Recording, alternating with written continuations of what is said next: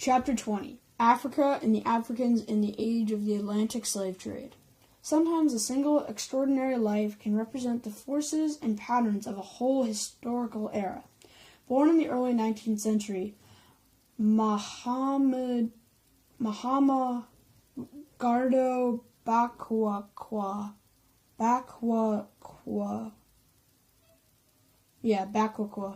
was a young man from the trading town of Daojo. I'm going to pronounce that Daojo, but it's spelled Djougou, in what is now the Benin Republic in West Africa. A Muslim, he could speak Arabic, Hausa, and a number of other languages, as was common among the trading peoples from which he came. At a young age, Bakwakwa was captured and enslaved during a war with neighboring African state. After gaining his freedom, he was enslaved again, and around 1854 he was sold into the Atlantic slave trade. Bakwakwa was taken first to northeastern Brazil, and from there was purchased by a ship captain from Rio de Janeiro. After a number of voyages along the Brazilian coast, his ship eventually sailed for New York. After a failed attempt to use the American courts to gain his freedom, a strategy that many slaves attempted, Bakwakwa fled to Boston with help of local abolitionists.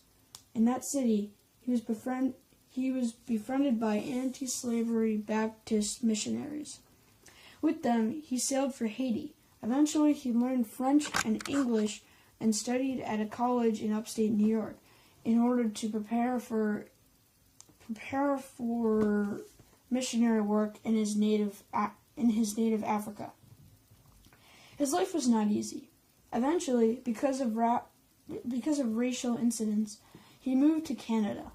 Although Bakwakwa had left the Baptist college, he did not abandon his desire to return to Africa, and he continued to seek ways to make that voyage.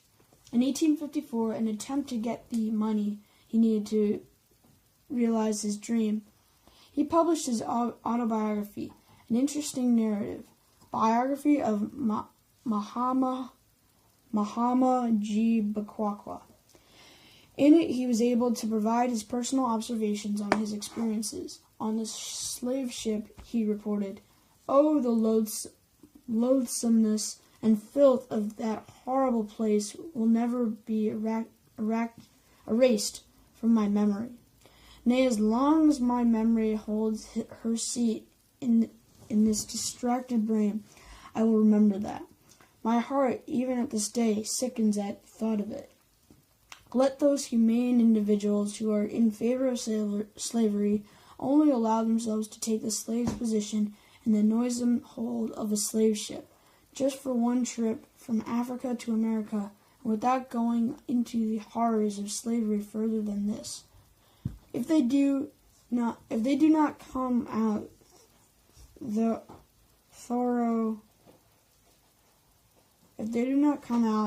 thoroughgoing abolitionists, then I have no more to say in favor of abolition.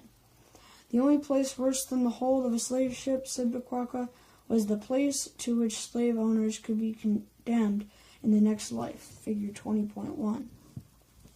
We do not know whether Bakwakwa finally returned to the island of his birth, but the life of this African, while singular in many aspects, represents the stories of millions of Africans in the age of the slave trade, and these make up an important part of world history.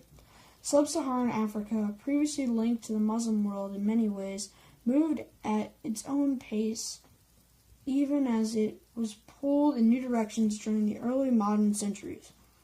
Islam remained important, and East Africa did trade with Western Asia, but the rise of Europe and the Western-dominated world economy proved to be a powerful force in recasting the framework of African history. The strength of earlier African cultural and political traditions persisted in many places, but the impact of the West was the newest influence in Africa, and in some respects an intensely powerful one. The African history had its own pace, and this chapter therefore exceeds the chronological boundaries of the early modern period. The influences of Islam and the West initiated or intensified processes of religious conversion, political organization, and social change that persisted in some cases into the 19th century. The distinctive nature and chronology of African history should not blind us to its role in world history. Africa and the creation of an Atlantic system. During the age of European maritime and commercial expansion, large areas of Africa were brought into orbit of the expanding world economy and were influenced by the transformation that was taking place. Not all parts of Africa were influenced in the same way or at the same time.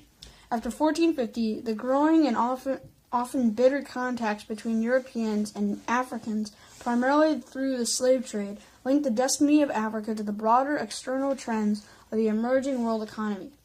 These contacts also resulted in a diaspora of millions of Africans to the Middle East, Europe, and especially across the Atlantic to the Americas.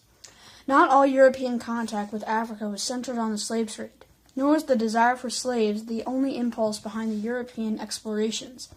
But the slave trade after 1600 overshadowed other activities until the mid-19th century. Slavery became a central feature in the links formed between the continents that bordered the Atlantic. Changing global interactions had a direct impact on certain areas of Africa, and they also made Africans an important element in the shifting balance of world civilizations. The forced movement of Africans as captive laborers and the creation of slave-based societies in the Americas were major aspects of the formation of the modern world and the growth of the economies of Western Europe. This forced migration was part of the international exchange of foods, diseases, animals, and ideas that marked the era and had a profound influence on the indigenous peoples in various regions, as we saw in the case of the Americas. Moreover, in the large areas of the Americas colonized by Europeans, where slavery came to be the predominant form of labor, African cultures became part of a complex mixture, contributing to the creation of new cultural forms.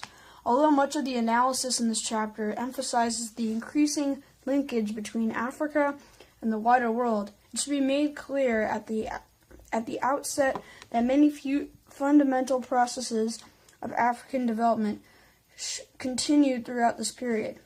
Almost all of Africa remained independent of outside political control, and most cultural development was autonomous as well. Although both were part of a developing Atlantic system, Africa differed profoundly from Latin America in these respects during the early modern centuries. A variety of trends affected various parts of the sub-Saharan region.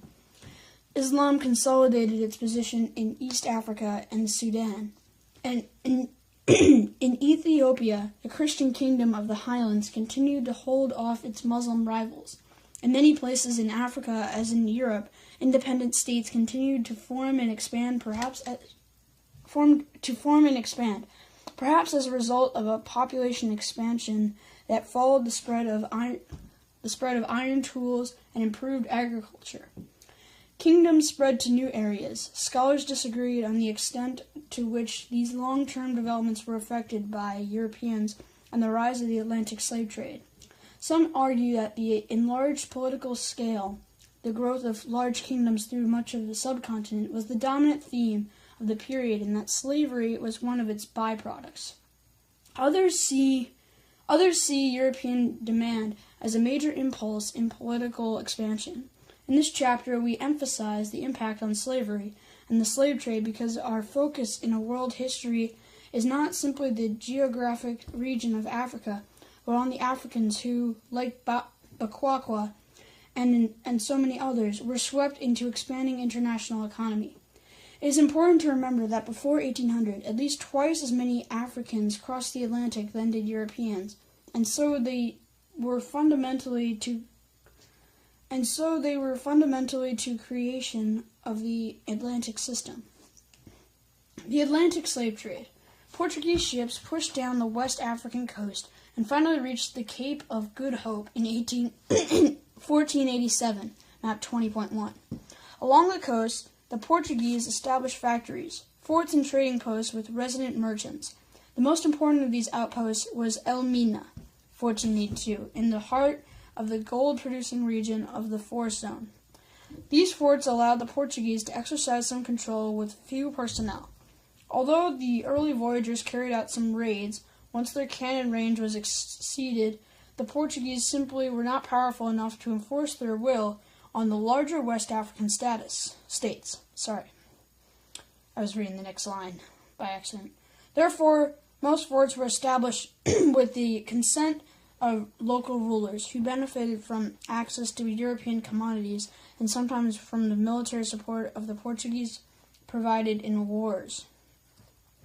Africans acquired goods from the Portuguese, who sometimes provided African rulers with states brought from other stretches of the coast. In return, the Portuguese received ivory, pepper, animal skins, and gold. From Elmina, Accra, and other trade forts, routes led directly into the gold-producing regions of the interior, so that the Portuguese eventually traded with Mande and Soninke merchants from Mali and Songhai. Much of the Portuguese success resulted from their ability to penetrate the existing African trade routes, to which they could also add specialized items. Portuguese and African Portuguese mulatto traders struck out into the interior to establish trade contacts and collection points. Trade was the basis of Portuguese relations with Africans, but in the wake of commerce followed political, religious, and social relations. The small states of the Senegambian coast did not impress the Portuguese, who were particularly suspicious of Muslims, their traditional enemies. When they reached the Gold Coast, modern Ghana, and found the kingdom of Benin, they were impressed both by the power of the ruler and by the magnificence of his court. Other large African states also provoked similar responses. Missionary efforts were made to convert the rulers of Benin, Congo, and other African kingdoms. The Portuguese contacted the Congo kingdom, such as kingdom south of the Zara River, about 1484. The missionaries achieved a major success in Congo, where members of the royal family were converted. The ruler Nzinga Mvemba, 1507 to 1543, with the help of Portuguese advisors and missionaries, Pianized the kingdom. Portugal and Congo exchanged ambassadors and dealt with each other with a certain equality in this period, but eventually enslavement of his subjects led Nzinga Mvemba to try to end the slave trade and limit Portuguese activities. He was only partially successful because of Portugal's control of Congo's ability to communicate with the outside world and its dominance over Congo's trade. These first contacts were marked by cultural preconceptions as well as by appreciation and curiosity. Africans found the newcomers strange and at first tried to fit them into their existing concepts with the spiritual and natural world. Images of Portuguese soldiers and traders began to appear in the bronzes of Benin and carved ivory sculptures of other African peoples, figure 20.2. The Portuguese tended to look on Africans as savages and pagans, but also as capable of civilized behavior and conversion to Christianity. Portuguese exploration continued southward to the Cape of Good Hope and beyond in the 16th century. Early contacts were made with the Mbundu peoples from south of Congo in the 1520s, and a more permanent Portuguese settlement was established there in the 1570s with the foundation of Luanda on the coast. This became the basis for the Portuguese colony of Angola. As we've already seen, the Portuguese tried to dominate the existing trading system of the African ports in the Indian Ocean and Red Sea. They established an outpost on Mozambique on Mozambique Island, and then secured bases at Kilwa, Mombasa, Sofala, and other ports that gave them access to the gold trade from Monomotapa, in parentheses, Mwenemutapa, in the interior. In East Africa, as on the west coast, I'll remember to reread this sentence. In East Africa, as on the West African coast, the number of permanent Portuguese settlers were minimal. The Portuguese effort was primarily commercial and military, although it was always accompanied by a strong missionary effort. The patterns of contact established by the Portuguese were followed by others. In the 17th century, the Dutch, English, French, and others competed with the Portuguese and displaced them to some extent.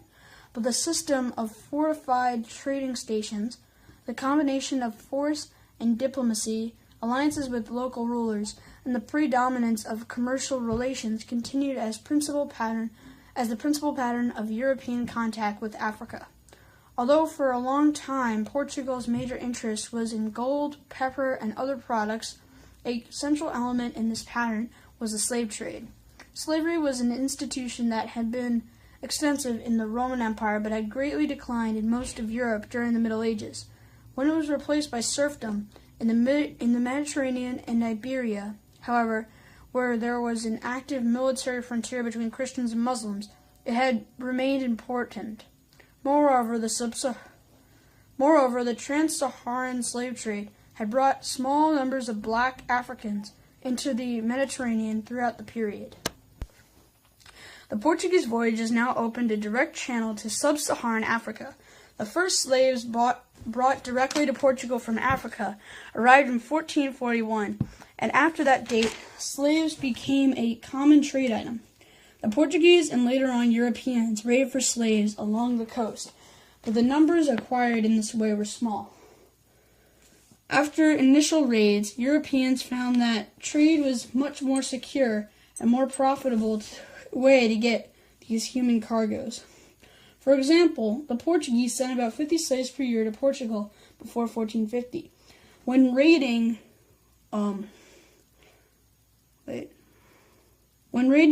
was prevalent. But by 1460, some 500 slaves per year arrived in Portugal as a trade with African rulers developed. Whether the victims were acquired by raiding or by trade, the effects on them were similar. An eyewitness to the upholding of slaves in Portugal in 1444 wrote, "But what heart could be so hard as not to be pierced with piteous feelings to see that company? For some kept their heads low, and their faces bathed in tears, looking one upon another. Others stood groaning very dolorously, looking up to the height of heaven, fixing their eyes on it, crying out loudly as if asking help of the Father of nature." The slave trade was given added impetus when the Portuguese and the Spanish began to develop sugar plantations on the Atlantic islands of Madeira, Portugal, and the Canaries, Spain, and off the African coast of the Portuguese-held island of Sao Tome. Sugar production demanded many workers in constant labor under difficult conditions, usually in a tropical or subtropical environment. The plantation system of organization associated with sugar, in which managers were able to direct and control laborers over long periods with little restraint, was later extended to America and then to other crops. Although the system did not depend only on Africans, they became the primary plantation laborers in the Atlantic world. The slave trade grew significantly in volume and complexity after 1550 as the American plantation colonies, especially Brazil, began to develop. By 1600, the slave trade predominated over all other kinds of trade on the African coast as Africa was pulled into an Atlantic commercial system. Trend toward expansion. Although debate and controversy surround many aspects of the history of slavery, it is perhaps best to start with the numbers. estimates of the volume of the trade vary widely, and scholars still debate the figures and their implications. But the range of calculations has been narrowed by recent research and by a large quantitative database of the slaving voyages. Between 1450 and 1850, it is estimated that about 12 million Africans were shipped across the Atlantic, Table 20.1, with a mortality rate of 10 to 20% on the ships, or about 10 or 11 million Africans actually arrived in the Americas. How many people died in Africa as a result of the slaving wars or in the forced marches to the coast is unknown, but estimates have been as high as 1/3 of the total captured. The volume changed over time. In the 16th century, the numbers were small, but they increased to perhaps 16,000 per year in the 17th century. The 18th century was the great age of the Atlantic slave trade. Probably more than 7 million slaves, or more than 80% of all those embarked, were exported between 1700 and 1800. But the later date, about 3 million slaves lived in the Americas. Even in the 19th century, when slavery was under attack, the slave trade in some places continued. Even in the 19th century, when slavery was under attack, the slave trade to some places continued. Cuba received some 700,000 slaves, and Brazil took more than 1 million in that century alone. The high volume of the slave trade was necessary to the slave owners because in most of the slave regimes in the Caribbean and Latin America, slave mortality was high and fertility was low, partly because more men than women were imported. Thus, over time, there was usually a loss of population. The only way to maintain or expand the number of slaves was by importing more from Africa. The one exception to this pattern was the southern United States, where the slave population grew, perhaps because of the temperate climate and the fact that few worked in the most dangerous and unhealthy occupations, such as sugar growing and mining. By 1860, almost 6 million slaves worked in the Americas, about 4 million of them in the southern United States, an area that depended more on natural population growth than on the Atlantic slave trade. In terms of population, however, slaves in British North America were never more than 1/4 of the whole population, whereas in the British and French Caribbean, they made up 80 to 90% of the population. The dimensions of the trade varied over time, reflecting the economic and political situation in the Americas. From 1530 to 1650, Spanish America and Brazil received the majority of African slaves, but after the English and French began to grow sugar in the Caribbean, these islands of Jamaica, Barbados, and Saint Domingue, Haiti, became important terminals for the slavers. By the 18th century, Virginia and the Carolinas in North America had also become major destinations, although they never rivaled the Caribbean or Brazil. Table 20.2. Between 1550 and 1850, Brazil alone received 3.5 to 5 million Africans, or about 42% of all those who reached the New World. The Caribbean islands dedicated to sugar production were the major destination of Africans. The island colonies of Saint Domingue and Jamaica each received more than 1 million slaves in the 18th century alone. It should be emphasized that these figures represent only the volume of the Atlantic slave trade. The older Trans-Sahara, Red Sea, and East African slave trades in the hands of Muslim traders continued throughout the period and added another 3 million people to the total of African exported as slaves in this period. Table 20.1. The Atlantic slave trade drew slaves from across the continent, and its concentration shifted over time. In the 16th century, the majority of slaves were exported from the Senegambia region, but by the 17th century, West Central Africa, modern Zaire and Angola, was the major supplier. Also important were the areas of the Gold Coast and the Slave Coast, Dahomey, and Benin. At the end of the century, when Benin was exporting most When Benin alone was exporting more than 10,000 slaves per year, in the century that followed, wars for control of the interior created the large states of Asante among the Akan peoples of the Gold Coast and Damani among the Fon peoples. These wars were both the cause and result of increasing slave exports from these regions. Demographic patterns. The majority of the trans-Saharan slave trade consisted of women to be used as concubines and domestic servants in North Africa and the Middle East, but the Atlantic slave trade concentrated on men.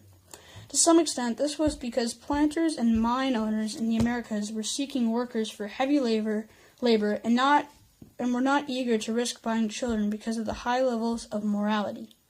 Also, African societies that sold captives into slavery often preferred to sell the men and keep the women and children as domestic slaves, or to extend existing kin groups. That was especially true by the 19th century. There were regional variations, however. Far higher proportions of women were imported to the English colonies of Jamaica and Barbados than to Brazil or Cuba. The Atlantic trade seems to have a demographic impact on at least certain parts of West and Central Africa. One estimate is that the population is about 25 million in 1850 in those regions, was about one half what it would have been had there been no slave trade. It is true that the transatlantic trade carried more men than women and more women than children, but captive women and children who remained in Africa swelled the numbers of enslaved people in these societies and skewed the proportion of women to men in the African enslaving societies, perhaps increasing fertility rates. Finally, as the Atlantic trade developed, new crops such as maize and manioc introduced from the Americas provided additional food resources for the population in Africa, and it helped recover from the losses to the slave trade. Organization of the trade. The patterns of contact and trade established by the Portuguese at first were followed by rival Europeans on the African coast. Control of the African trade, or a portion of it, generally reflected the political situation in Europe. For 1.5 centuries, until about 1630, the Portuguese controlled most of the coastal trade and were the major suppliers of their own colony of Brazil and the Spanish settlements in America. The growth of slave-based plantation colonies in the Caribbean and elsewhere led other Europeans to compete with the Portuguese. The Dutch became major competitors when they seized Elmina in 1637. By the 1660s, the English were eager to have their own source of slaves for their growing colonies in Barbados, Jamaica, and Virginia. The Royal African Company was chartered for that purpose. The French made similar arrangements in the 1660s, but not until the 18th century did France become a major carrier. Like other small European nations, even Denmark had its agents and forts on the African coast. Each nation established merchant towns or trade forts that which a steady source of captives could be obtained. For the European station on the coast, Africa was also a graveyard because of the tropical disease they encountered. Fewer than 10% of the employees of the Royal African Company who went to Africa ever returned to England, and the majority died in the first year out. European morality among the crews of slave ships was also very high because of the tropical diseases such as malaria. The slave trade proved deadly to all involved, but at least some of the Europeans had a choice, whereas for the enslaved Africans there was none. European agents for the companies often had to deal directly with local rulers, paying a tax or offering gifts. Various forms of currency were used, such as iron bars, brass rings, and cowrie shells. The Spanish developed a complicated system in which a healthy man was called an Indies piece, and children and women were priced at fractions of that value. Slaves were brought to the coast by a variety of means. Sometimes, as in Angola, European military campaigns produced captives for slaves, or African and mulatto agents purchased captives at interior trade centers. At Dahomey, a royal monopoly was established to control the flow of slaves. Some groups used their position to tax or control the movement of slaves from the interior to the coast. Although African and European states tried to establish monopolies over the trade, private merchants often circumvented restrictions. Clearly, both Europeans and Africans were actively involved in the slave trade. It was not always clear which side was in control. One group of English merchants on the Gold Coast complained of African insolence in 1784 because of negotiations the Africans had emphasized that the country belongs to them. In any case, the result of this collaboration was to send millions of Africans into bondage in foreign lands. Historians have long debated the profitability of the slave trade. Some argue that the profits were so great and constant that they were a major element in the rise of commercial capitalism and later the origins of the Industrial Revolution. Undoubtedly, many people profited from the trade in African slaves. A single slaving voyage might make a profit as much as 300%, and merchants in the ports that specialized in fitting out ships for slave trades, such as Liverpool, England, or Nantes, France, as well as African suppliers, derived a profit from the slave trade. But slave trade also involved risks and costs, so that in the long run, profitability levels did not remain so high. In the late 18th century, profitability in the English slave trade probably ran from 5 to 10% on average, and in the French and Dutch trade it was slightly lower. The slave trade was little more profitable in the long run than most business activities of the age, and by itself was not a major source of the capital needed in the Industrial Revolution. However, it is difficult to calculate the full economic importance of slavery to the economies of Europe because it was so directly linked to the plantation and mining economies of the Americas. During some periods, a triangular trade existed in which slaves were carried to the Americas. Sugar, tobacco, and other goods were then carried to Europe, and European products were sent to the coast of Africa to begin this triangle trade. Where profits from the slave trade accumulated in Liverpool invested in the textile industry of England. Oh, sorry, my bad. I'm going to reread that sentence. Were profits from the slave trade accumulated in Liverpool invested in the textile industry of England? And if so, how important were the investments for the growth of that industry? We would need to calculate the value of goods produced in Europe for exchange in the slave trade, as well as the profits derived from the colonies, to measure the importance of slavery to the growth of the European economies. Still, the very persistence of the slave trade indicates its variability. The slave trade surely contributed to the formation of emerging capitalism in the Atlantic world. In Africa itself, the slave trade often drew economies into dependence on trade with Europeans and suppressed the growth of other economic activities. It is clear that in the late 18th century, the slave trade and slavery were essential aspects of the economy of the Atlantic basin, and their importance was increasing. More than 40% of all the slaves that crossed the Atlantic embarked during the century after 1760, and the plantation economies of Brazil, the Caribbean, and southern United States were booming in the early 19th century. The slave trade was profitable enough to keep merchants in it, and it contributed in some way to the expanding economy of Western Europe. No one in the Atlantic world, slave or free, was entirely untouched or unaffected by it.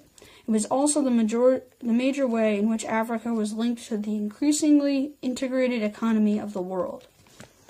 African societies, slavery, and the slave trade. Europeans in the age of the slave trade sometimes justify the enslavement of Africans by pointing out that slavery already existed on that continent. However, although forms of bondage were ancient in Africa, and the Muslim Trans-Sahara and Red Sea trades already were well established, the Atlantic trade interacted with and transformed these earlier aspects of slavery. African societies had developed many forms of servitude which varied from a peasant status to something much more like chattel slavery, in which people were considered things, property with a soul, as Aristotle put it. Ancient states usually were non-egalitarian, and because in many African societies all land was owned by the state or the ruler, the control of slaves was one of the few ways, if not the only way, in which individuals or lineages could increase their wealth and status. Slaves were used as servants, concubines, soldiers, administrators, and field workers. In some cases, as in the ancient empire of Ghana and in Congo, there were whole villages of enslaved dependents who were required to pay tribute to the ruler. The Muslim traders of West Africa, who linked the forest region to the savannah, had slave porters as well as villages of slaves to supply their caravanas. In many situations, these forms of servitude were fairly benign, and were an extension of lineage and kinship in various African societies, and allowed the nobles, senior lineages, and rulers to exercise their power. Oh wait, sorry, I read the next line. Alright. In others, however, they were exploitative economic and social relations that reinforced the hierarchies of various African societies and allowed the nobles, senior lineages, and rulers to exercise their power. Among the forest states of West Africa, such as Benin, and the Congo Kingdom of Central Africa, slavery was already an important institution before the European arrival, but the Atlantic trade opened up new opportunities for expansion and intensification of slavery in those societies. Despite great variation in African societies and the fact that slaves sometimes attained positions of command and trust, in most cases slaves were denied choice about their lives and actions. They were placed in dependent or inferior positions, and they were often considered aliens. It is important to remember that the enslavement of women was a central feature of African slavery. Although slaves were used in many ways in African societies, domestic slavery and the extension of lineages through the addition of female members remained important in many places. Some historians believe that the excess of women led to polygyny, having more than one wife at a time. I think there's a typo there. It's spelled Polygyny. But they might mean polygamy, but I'm going to say polygyny. And the creation of large haremons by rulers and merchants, whose power was increased by this process, and the position of women was lowered in some societies. In the Sudanic state of the savannah, Islamic concepts of slavery had been introduced. Slavery was viewed as a legitimate fate for non-believers, but was illegal for Muslims. Despite the complaints of legal scholars such as Ahmad Baba of Timbuktu, 1556 to 1627, against the enslavement of Muslims, many of the Sudanic states enslaved their captives, both pagan and Muslim. In the Niger Valley, slave communities produced agricultural surpluses for the rulers and nobles of Songhai, Gao, and other states. Slaves were used for gold mining and salt production, and as caravan workers in the Sahara. Slavery was a widely diffused form of labor control and wealth in Africa. The existence of slavery in Africa and the pre-existing trade in people allowed Europeans to mobilize the commerce in slaves quickly by tapping existing routes and supplies. In this venture, they were aided by the rulers of certain African states who were anxious to acquire more slaves for themselves and to supply the slaves to the European in exchange for aid and commodities. In the 16th century Congo Kingdom, the ruler had an army of 20,000 slaves as part of his household, and this gave him greater power than any Congo ruler had ever held. In general, African rulers did not enslave their own people, except for crimes or in other unusual circumstances. Rather, they enslaved their neighbors, thus expanding centralized states often were the major suppliers of slaves to the Europeans as well as to societies in which slavery was an important institution. Slaving and African politics. As one French agent put it, the trade in slaves is the business of kings, rich men, and prime merchants. European merchants and royal officials were able to tap existing routes, markets, and institutions, but the new and constant demand also intensified enslavement in Africa and perhaps changed the nature of slavery itself in some African societies. In the period between 1500 and 1750, as the gunpowder empires and expanding international commerce of Europe penetrated sub-Saharan Africa, existing states and societies were transformed. As we saw in Chapter 13, the Empire of Songhai, spelled Songhay, controlled a vast region of the western Savannah until its defeat by a Moroccan invasion in 1591. But for the most part, the many states of Central and Western Africa were small and fragmented. This led to a situation of instability caused by competition and warfare as states tried to expand at the expense of their neighbors or to consolidate power by incorporating subject provinces. The warrior or soldier emerged in this situation as an important social type in states such as the Congo Kingdom and the Dahomey, spelled Dahomey, as well as along the Zambezi River. The endless wars promoted the importance of the military and made the sale of the captives into the slave trade an extension of the politics of regions of Africa. Sometimes as among the Muslim states of the Savannah or the Lake Chad region, wars took on a religious overtone of believers against non-believers. But in much of West and Central Africa, this was not the case. Most authors see this situation as a feature of African politics. Others believed it was the result of European demand for new slaves. In either case, the result was the capture and sale of millions of human beings. Although increasing centralization and hierarchy could be seen in the enslaving African societies, a contrary trend of self-sufficiency and anti-authoritarian ideas developed among the peoples who bore the brunt of the slaving attacks. One result of the presence of Europeans on the coast was a shift in the locus of power within Africa. Just as states such as Ghana and Songhai of the Savannah took advantage of their position as intermediaries between the gold of the West African forests and trans-Sahara trade routes, the states closer to the coast or in contact with the Europeans could play a similar role. Those right on the coast tried to monopolize the trade with Europeans, but European meddling in their internal affairs and European fears of any coastal power that became too strong blocked the creation of centralized states under the shadow of European forts. Just beyond the coast, it was different. With access to European goods, especially firearms, iron, horses, cloth, tobacco, and other goods, Western and Central African kingdoms began to redirect trade toward the coast and expand their influence. And Western and Central kingdoms began to redirect trade toward the coast and expand their influence. Some historians have written of a gun and slave cycle in which increased firepower allowed these states to expand over their neighbors, producing more slaves, which they traded for more guns. The result was unending warfare and the disruption of societies as the search for slaves pushed even farther into the interior. Asante and Dahomey, is spelled Dahomey. Asante is spelled Asante. Perhaps the effect of the slave trade on the African societies are the best seen in some specific cases. Several large states developed in West Africa during the slave trade era.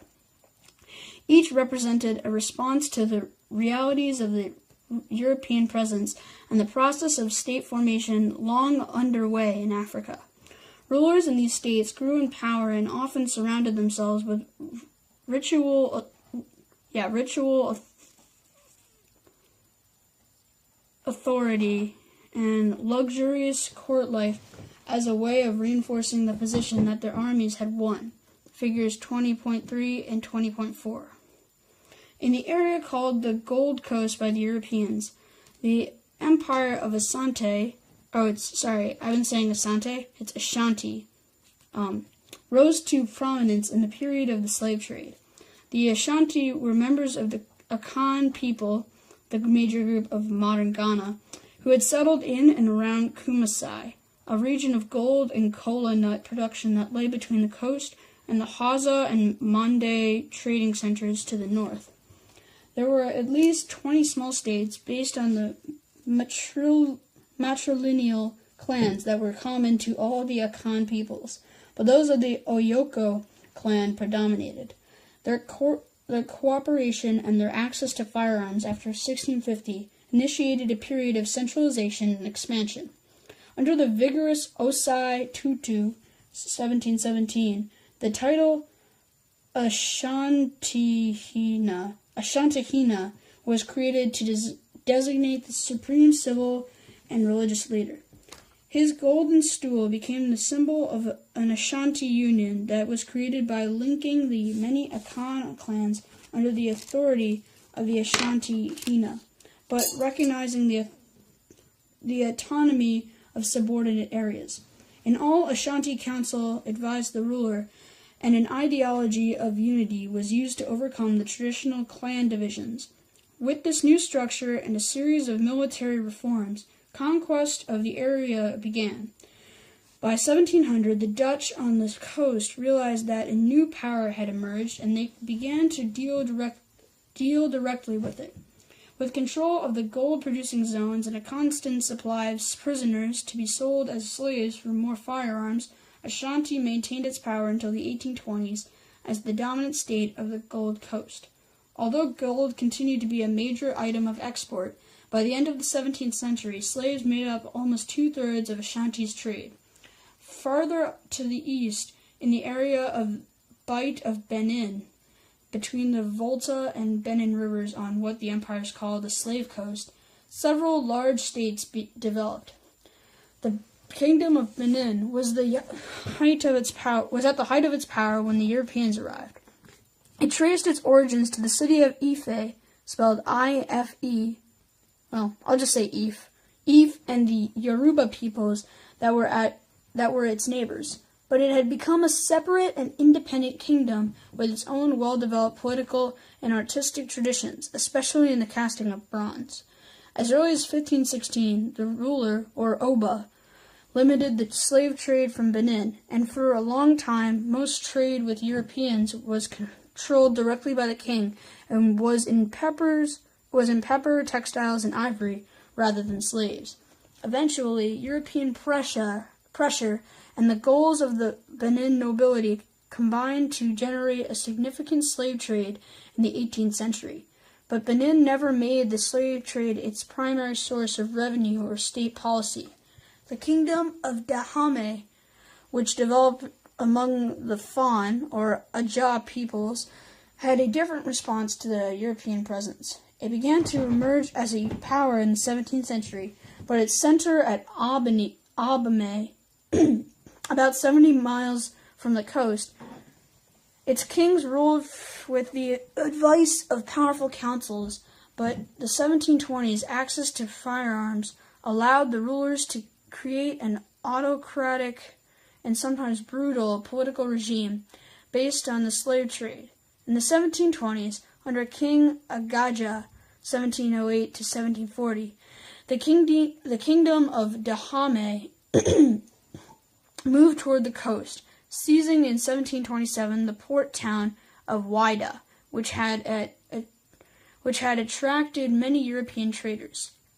Although Dahomey became to some extent a subject of the powerful neighboring Yoruba state of Oyo, whose cavalry and archers made it strong, Dahomey maintained its autonomy and turned increasingly to the cycle of firearms and slaves. The trade was controlled by the royal court, whose armies, including a regiment of women, were used to raid for more captives. As Dahomey expanded, it eliminated the royal families and customs of the areas it conquered and imposed its own traditions. This resulted in the formation of a unified state which lasted longer than some of its neighbors. Well into the 19th century, Dahomey was a living was a slaving state, and dependence on trade in human beings had negative effects on the society as a whole. More than 1.8 million slaves were exported from the Bight of Benin between 1640 and 1890. This emphasis on the slave trade should not obscure the creation process within many of the African states. The growing divine authority of the rulers paralleled the rise of absolutism in Europe. It led to the development of new political forms, some of which had the power to limit the role of the king. The Yoruba state of Oyo, for example, a governing council shared power with the ruler. In some states, a balance of offices kept central power in check. In Ashanti, the traditional village chiefs and officials whose authority was based on their lineage was increasingly challenged by new officials appointed in the Ashantehene as a state bureaucracy began to form. The creativity of these societies was also seen in traditional arts.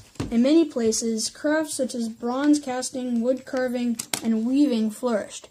Guilds of artisans developed in many societies, and their specialization produced crafts executed with great skill.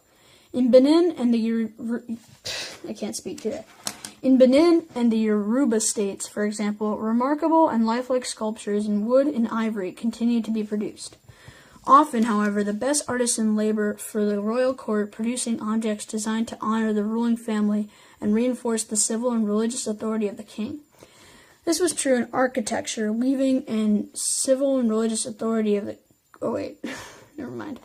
Let me reread that sentence. This was true in architecture, weaving, and the decorative arts as well.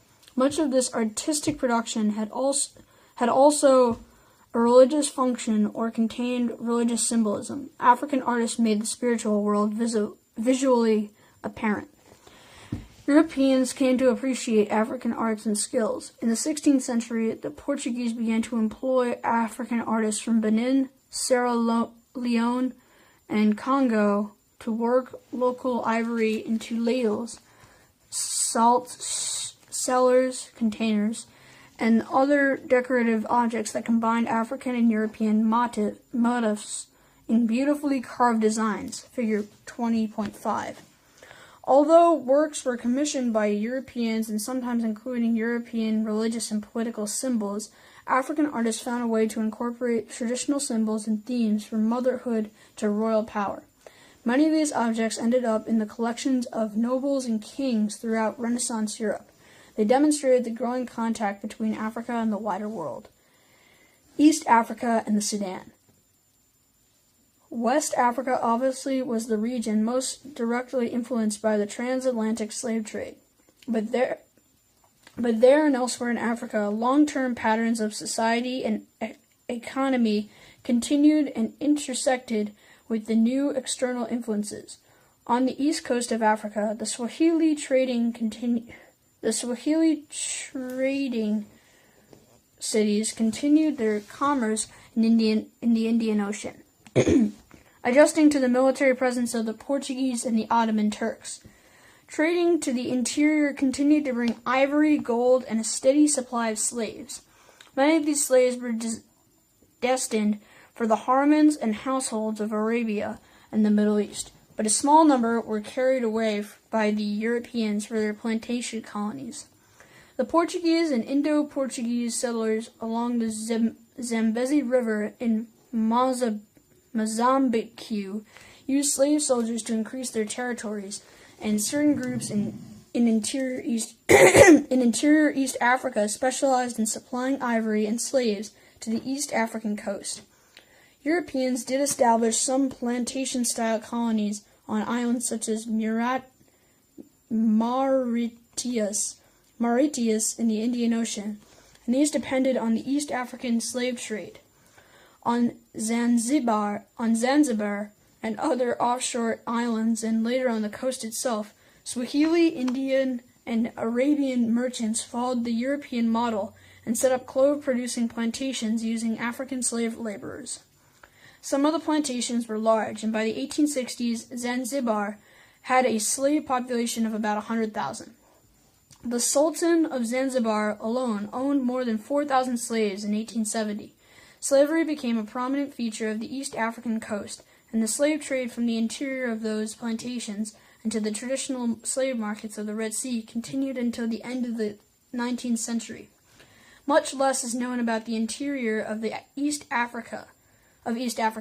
Large and small kingdoms were supported by the well-watered and heavily populated region of the Great Lakes of the interior. Bantu speakers predominated, but many peoples inhabited the region. Linguistic and archaeological evidence suggests that pastoralist peoples from the Upper Nile Valley, where the distinctive late Iron Age technology moved southward into what is today western Kenya and Uganda, where they came into contact with Bantu speakers and with the farmers and herders who spoke another group of languages called Cushitic. The Bantu states absorbed the immigrants, even when the newcomers established ruling dynasties. Later Nilotic migrations of people who spoke languages of the Nilotic group, especially the Luo peoples, resulted in the construction of related dynasties among the states in the area of the large lakes of East Central Africa. In Bunyoro, the Luo eventually established a ruling dynasty among the existing Bantu population. This kingdom exercised considerable power in the ruling dynasty among the existing Bantu population. This kingdom exercised... Oh my god, I just reread the same sentence. Alright. This kingdom exercised considerable power in the 16th and 17th centuries. Other related states formed in the region. In Buganda, the near Lake Victoria, a strong monarchy ruled a heterogeneous population and dominated the region in the 16th century. These developments in the interior, as important as they were for the history of the region, were less influenced by the growing contact with the outside world than were other regions of Africa. Across the continent in the northern savannah at the end of the 18th century, the process of Islamization, which had been important in the days of the Mali and Songhai empires, entered a new and violent stage that not only linked Islamization to the external slave trade and the growth of slavery in Africa, but also produced other long-term effects in the region. After the breakup of the Songhai in the 16th century, several successor states had developed. Some, such as the Bambari Kingdom Segu, were pagan. Others, such as the Hausa kingdoms in northern Nigeria, were ruled by Muslim royal families and urban aristocracies, but continued to contain large numbers of animist subjects, most of whom were rural peasants. In these states, the degree of Islamization was slight, and an accommodation between Muslims and animists was achieved. Beginning in the 1770s, Muslim reform movements began to sweep the western Sudan. Religious brotherhoods advocating a purified Sufi variant of Islam extended their influence throughout the Muslim trade networks in the Senegambia region and the western Sudan. This movement had an intense impact on the Fulani, in parentheses, a pastoral people who were spread across a broad area of the western Sudan. In 1804, Usman D. Fodia, a studious and charismatic Muslim Fulani scholar, began to preach the reformist ideology of the Hausa kingdoms. His movement became a revolution when, in 1804, seeing himself as God's instrument, he preached a jihad, spelled Jihad, against the Hausa kings, who he felt were not following the teachings of Muhammad. A great upheaval followed in which the Fulani took control of most of the Hausa states in northern Nigeria and the western Sudan. A new kingdom based in the city of Sokoto developed under Don Fodio's son and brother. The Fulani expansion was not driven only by religious zeal, but by political ambitions, as the attack on the well-established Muslim kingdom of Bornu demonstrated. The result of this upheaval was the creation of a powerful Sokoto state under a caliph. whose authority was established over cities such as Kano and Zaria, and whose rulers became emirs of provinces within the Sokoto Caliphate. By the 1840s, the effects of Islamization and Fulani expansion were felt across much of the interior of West Africa. New political units were created, a reformist Islam that tried to eliminate pagan practices spread, and social and cultural changes took place in the wake of these changes. Literacy became more widely dispersed, and new centers of trade, such as Kano, emerged in this period. Later jihads established other new states along similar lines. All these changes had long-term effects on the region of the Western Sudan. These upheavals, moved by religious, political, and economic motives, were affected by external pressures on Africa. They fed into the ongoing processes of the external slave trade and the development of slavery within African societies. Large numbers of captives resulting from the wars were exported down to the coast for sale to the Europeans, while another stream of slaves crossed the Sahara to North Africa. In the western and central Sudan, the level of slave labor rose, especially in larger towns and along the trade routes. Slave villages supplying royal courts and merchant activities, as well as a plantation system, developed to produce peanuts and other crops. Slave women spun cotton and wove cloth for sale. Slave artisans worked in the towns, and slaves served the caravan traders, but most slaves did agricultural labor. By the late 19th century, regions of the savannah contained large slave populations. In some places, as much as 30 to 50% of the whole population.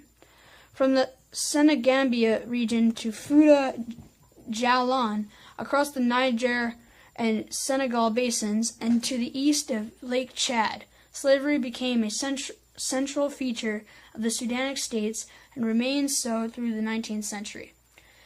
White settlers and Africans in southern Africa. One area of Africa little affected by the slave trade in the early modern period was the southern end of the continent. As we saw in Chapter 8, this region was still occupied by non-Bantu hunting peoples. The San Bushmen by the Khoi,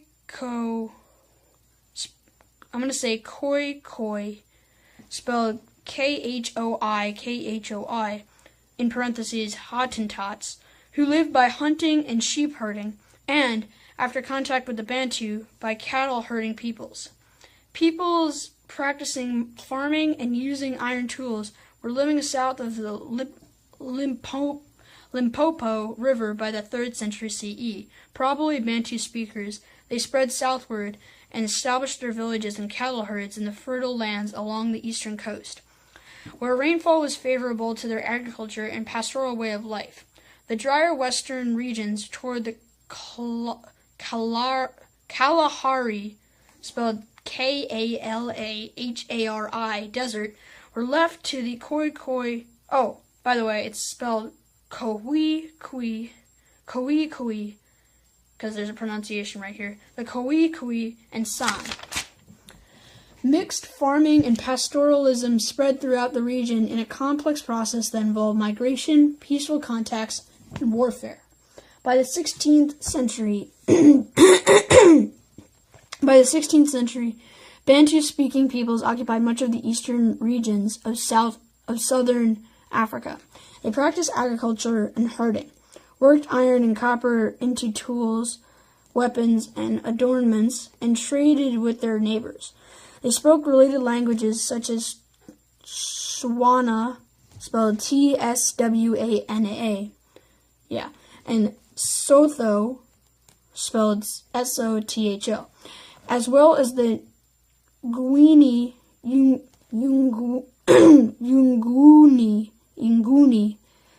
spelled Nguni, languages such as Zulu and Xhosa, spelled Xhosa. Among the Sotho, villages might have contained as many as 200 people.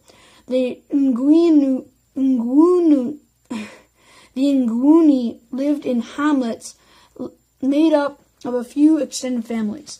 Men worked as artisans and herders. Women did the farming and housework and sometimes organized their labor communally.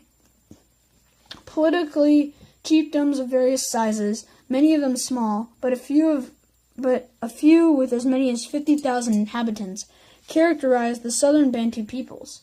Chieftains held power with the support of relatives and with the acceptance of the people. But there were a great variation in chiefly authority. The Bantu-speaking people's pattern of political organization and the splitting off of junior lineages to form new villages created a process of expansion that led to competition for land and the absorption of newly conquered groups. This situation became intense at the end of the 18th century, either because of the pressures and competition for foreign trade through the Portuguese outposts on the East African coast, or because of the growth of population among the southern Bantu. In any case, the result was farther expansion southward into the path of another people who had arrived in southern Africa. In 1652, the Dutch East India Company established a colony at the Cape of Good Hope to serve as provisioning post for ships sailing to Asia. Large farms developed on the fertile lands around this colony. The Cape Colony depended on slave labor brought from Indonesia and Asia for a while, but it soon enslaved local Africans as well.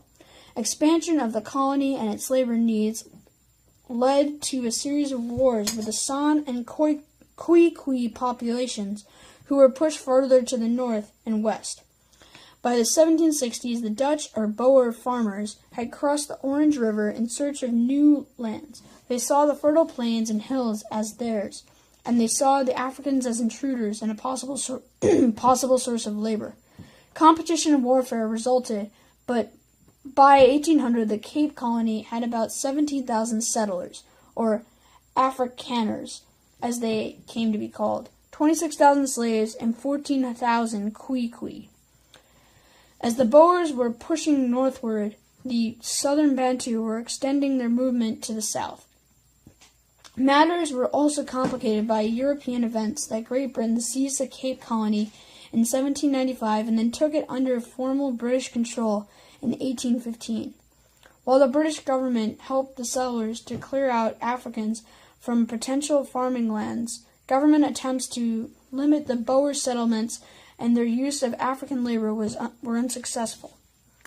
Meanwhile, competition for farming and grazing land led to a series of wars between the settlers and the Bantu during the early 19th century. Various government measures, the accelerating arrival of English-speaking immigrants, and the lure of better lands caused groups of Boers to move to the north. These Voortrekkers,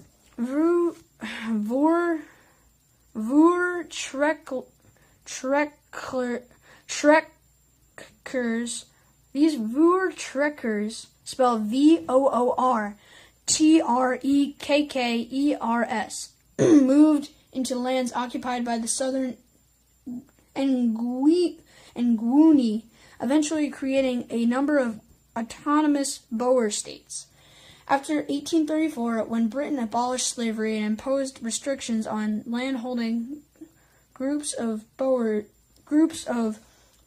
staged their great trek far to the north to be free of government interference. This movement eventually brought them across the Orange River and into Natal on the more fertile Crescent Coast. On the more fertile East Coast, which the Boers believed to be only sparsely inhabited by Africans. They did not realize or care that the lack of population resulted from a great military upheaval taking place among the Bantu peoples of the region. The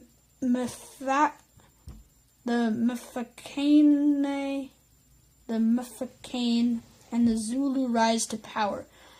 Mfecane is spelled M-F-E-C-A-N-E. Among the Nguni peoples, major changes had taken place. A unification process had begun in some of the northern chiefdoms, and a new military organization had emerged.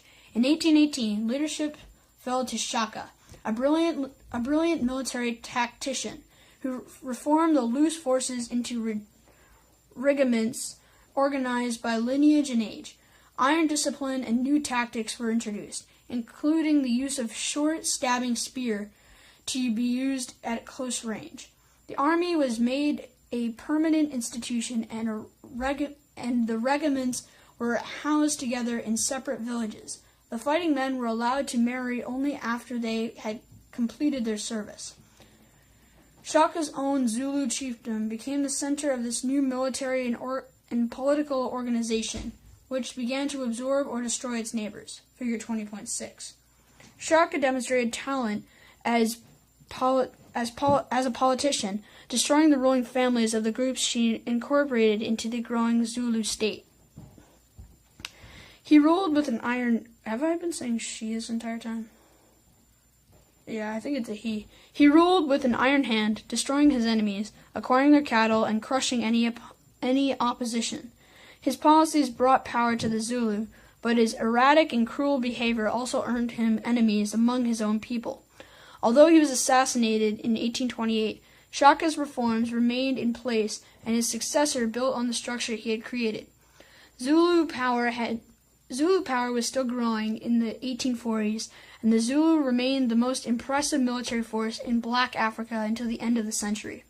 The rise of the Zulu and other Nguni chiefdoms was the beginning of the there's a pronunciation. Umfakani. So I've been saying Mafakane. It's Umfakani, or wars of crushing and wandering. As Zulu control expanded, a series of campaigns and forced migrations led to constant fighting as other peoples sought to survive by fleeing, emulating, or joining the Zulu. Groups spun off to the north and south, raiding the Portuguese on coasts, clashing with Europeans to the south, and fighting with neighboring chiefdoms. New African states, such as the Swazi, that adapted aspects of the Zulu model, emerged among the survivors. One state, Lesotho, successfully resisted the Zulu example. It combined Sotho and Nguni speakers and defended itself against Nguni armies.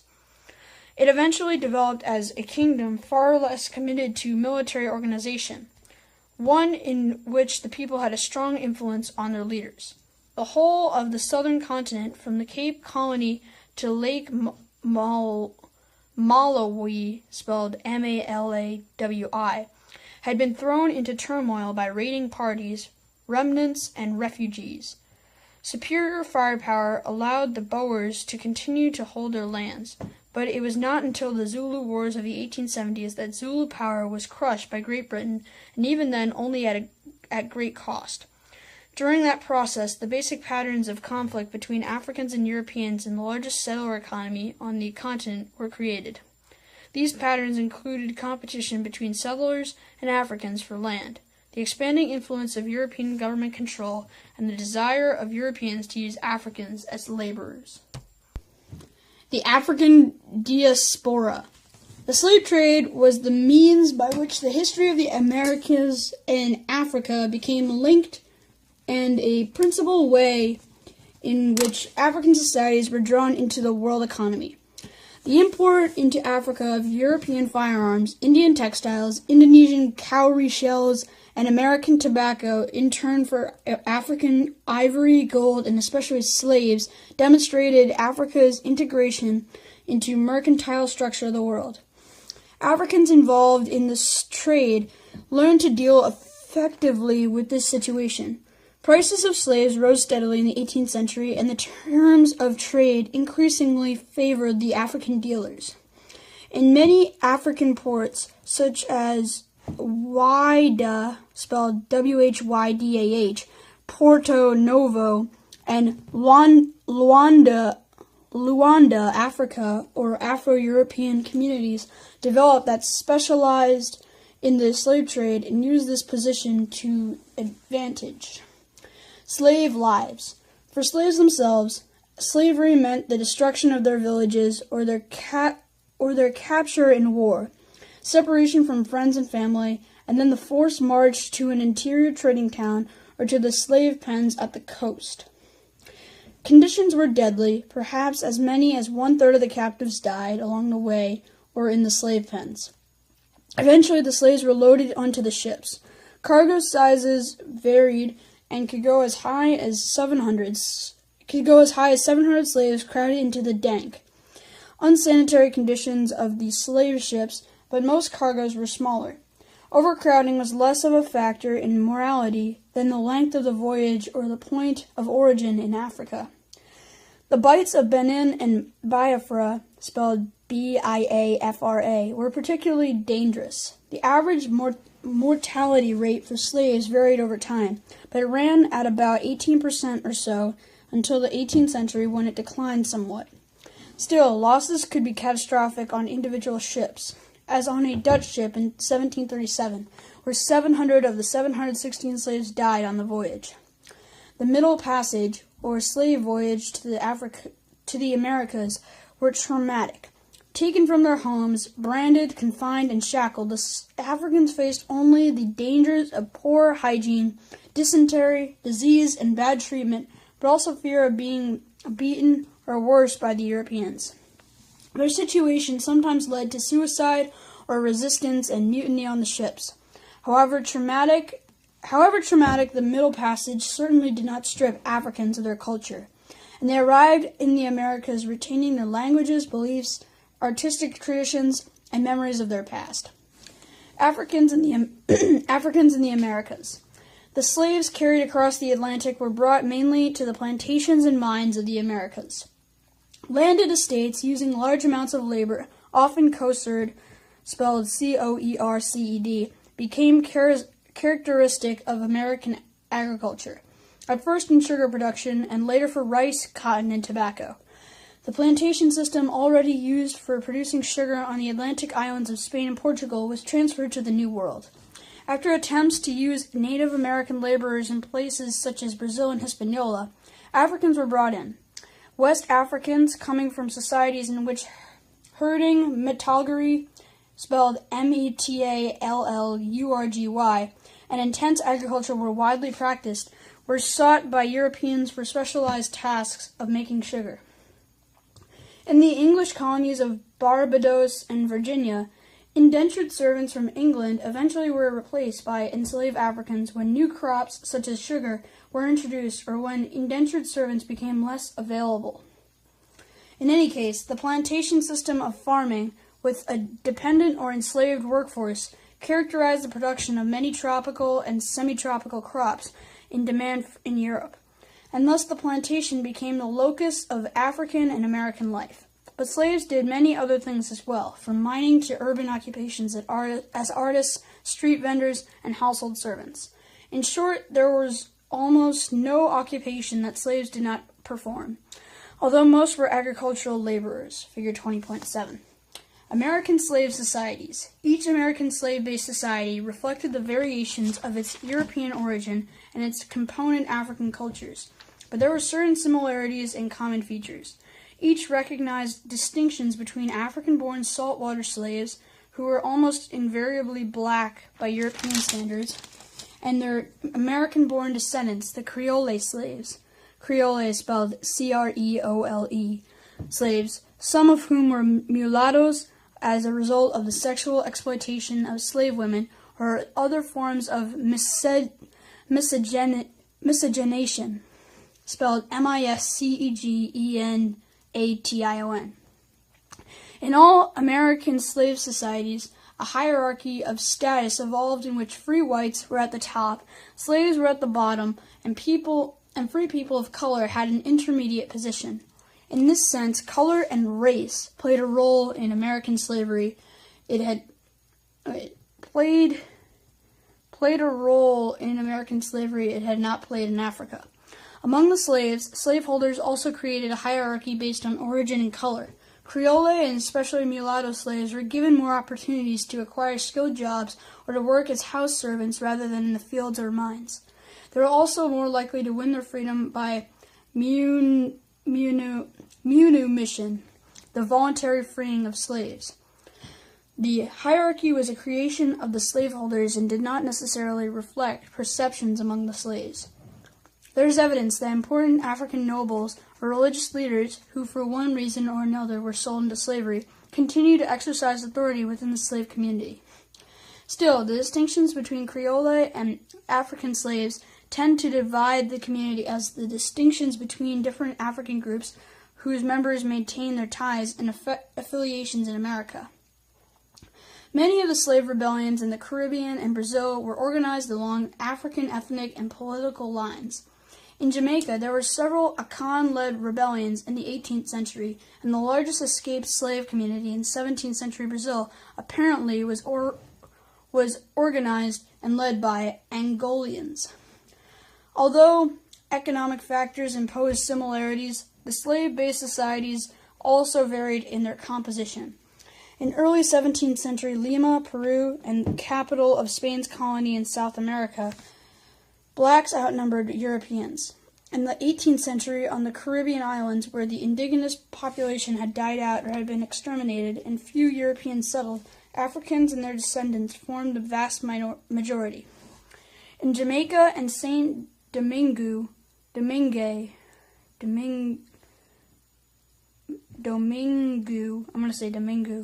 spelled Domingue, slaves made up more than 80% of the population. A large population of them were African-born. Brazil also had large numbers of imported Africans, but its more diverse population and economy, as well as its tradition of manumitting slaves and high levels of miscegenation, meant that slaves made up only about 35% of the population. However, free people of color, the descendants of former slaves, made up about another one-third, so that together slaves and free colored people made up two-thirds of the total population. North American cities such as Charleston and New Orleans also developed a large slave and free African population. But the southern colonies of British North America differed significantly from the Caribbean and Brazil by depending less on imported Africans because of natural population growth among the slaves. In North America, Creole slaves predominated, but manumission was less common, and free people of color made up less than 10% of the total Afro-American population. The result was that slavery in North America was less influenced by Africa, but by the mid-18th century, the slave population in most places in North America was reproducing itself. By 1850, fewer than 1% of the slaves were African-born. The combination of natural growth and the small direct trade from Africa reduced the degree of African cultural reinforcement. The people and gods in exile. Africans brought as slaves to the Americas faced a peculiar series of problems. Working conditions were exhausting, and life for most slaves often was difficult and short. Family formation was much difficult because of the general shortage of female slaves. The ratio of men to women was much as 3-to-1 in some places. This added the insecurity of slave status. Family members might be separated by sale or by a minister's whim. Still, most slaves lived in family units, even though their marriages were not always sanctioned by the religion of their masters. Throughout the Americas, wherever Africans were brought, aspects of their language, religion, artistic sensibilities, and other cultural elements survived. To some extent, the amount of continuity depended on intensity and volume of the slave trade from a particular area.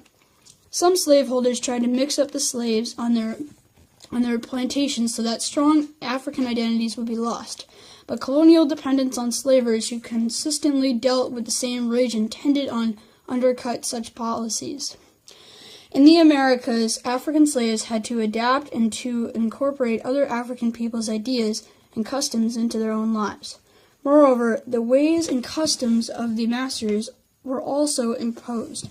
Thus, what emerged as Afro-American culture reflected specific African roots, adapt to a new reality. Scholars at present hotly debate the relative extent to which African identities, Yoruba, Congo, Igbo, etc., and practices like marriage customs, political concepts, or religious beliefs continued in the New World. While some emphasis continues, others believe that African cultures provide a framework, but the emphasis should be placed on the creativity inherent in the creation of Afro-American Creole cultures. Religion provides an obvious example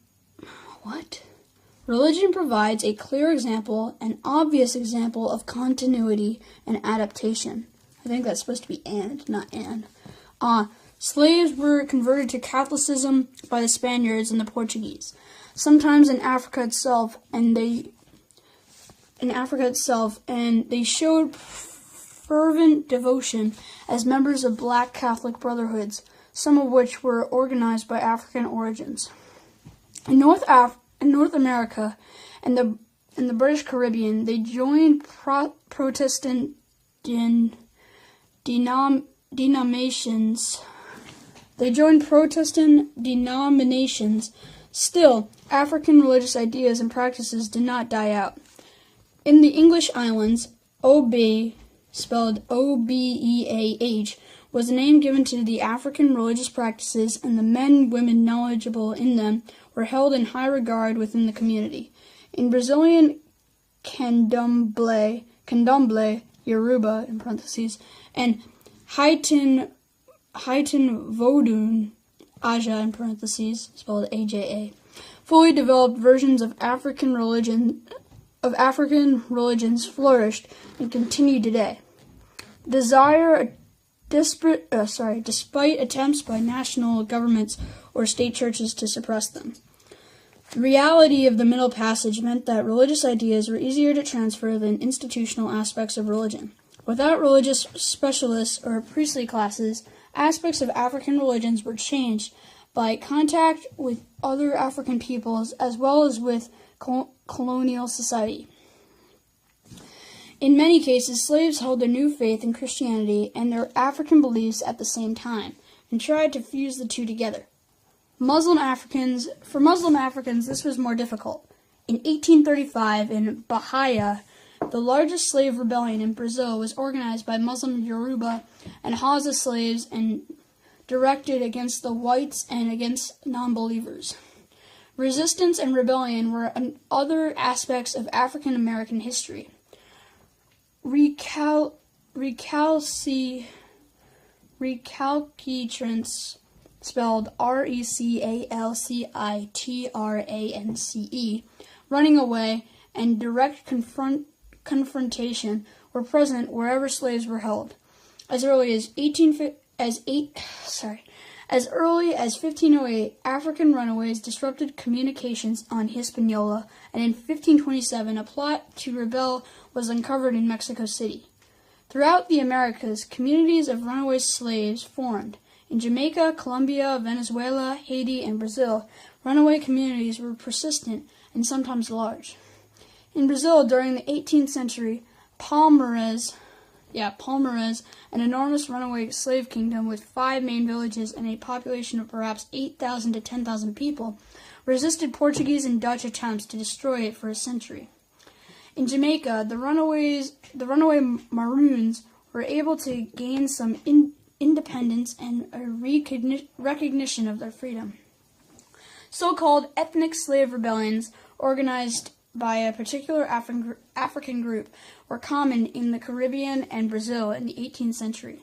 In North America, where reinforcement from the slave trade was less continuous, resistance was also important, but it was based less on African origins or ethnicities. Perhaps the most remarkable story of African American resistance is found in the forests of Suriname, spelled Suriname, a former Dutch plantation colony. There, large numbers of slaves ran off in the 18th century and mounted an almost perpetual war in the rainforest against the various expeditions sent to hunt them down. Those captured were brutally executed, but eventually a truce developed. Today, about 50,000 Maroon descendants still live in Suriname and French Guinea.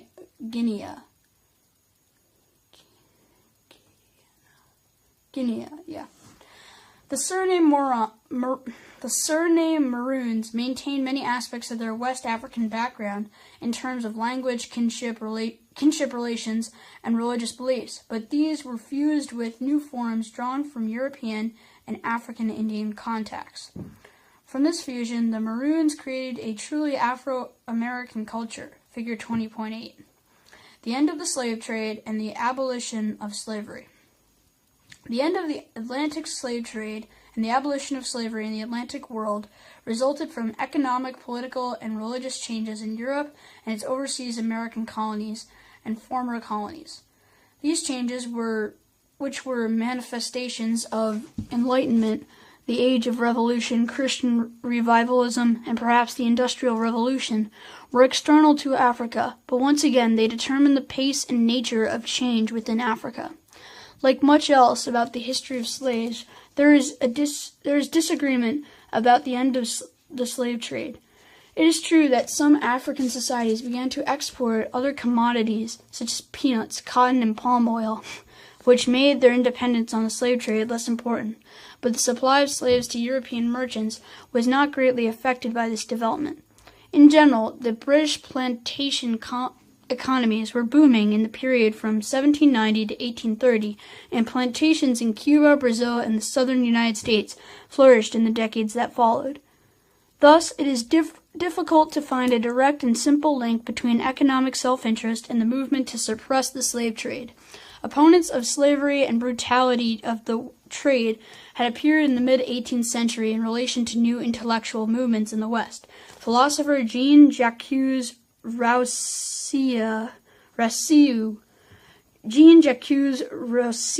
in France and political economist Adam Smith in England both wrote against it, whereas in ancient Rome during the spread of Christianity and Islam, and in 16th century Europe, the enslavement of barbarians or non-believers was seen as positive, a way to civilize others.